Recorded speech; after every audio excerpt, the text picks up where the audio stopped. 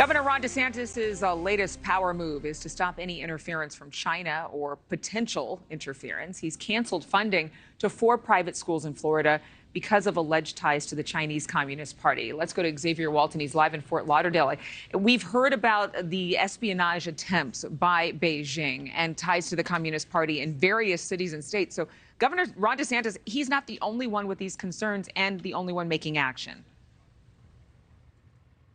Adrienne, that's right. This is a pattern, but we're going to talk about that part of the story in just a second. Let's talk about first where I am this morning, and just in front of one of the schools that is going to lose some of their funding because of this. Drop-off started here just about 20 minutes ago. Parents, when you talk to them, they say this is nothing more than a political move, and the children are the ones that are going to be paying the price. The children are the ones that are going to be caught in the middle, if you will. Regardless, Florida's Department of Education is taking action. We're going to show a part of what Governor DeSantis said in response to this, saying the Chinese Communist Party is not welcome in the state of Florida. We will not put up with any attempt to influence students with a communist ideology or allow Floridians' tax dollars to go to schools that are connected to our foreign adversaries. Now, according to Park Maitland, this is one of the schools losing its state scholarship funding.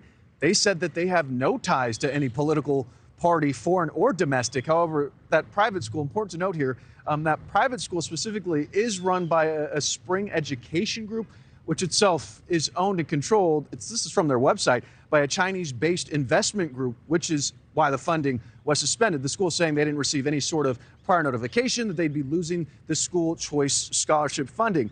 But this impacts 2 prep schools outside of Fort Lauderdale, 2 in the Orlando area. The law was passed earlier this year by the Florida Senate and signed by Governor Ron DeSantis himself, who has been on his own march recently to target China as a growing threat.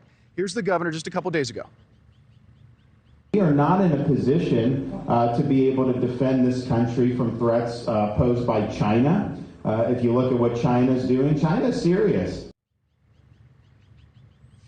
So this new Florida law is part of a pattern nationwide. We were just talking about this right at the beginning, the introduction of this story. Several states have proposed and passed laws this year in direct response to the Chinese Communist Party, whether that's banning the sale or lease of land linked to foreign adversaries, or doing what Glenn Youngkin, governor of Virginia, did by pulling his state out of the running for a $3.5 billion Ford plant.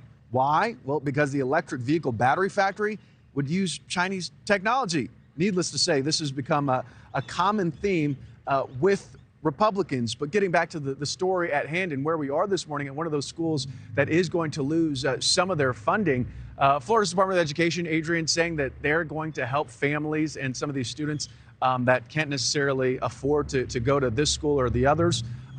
To what extent?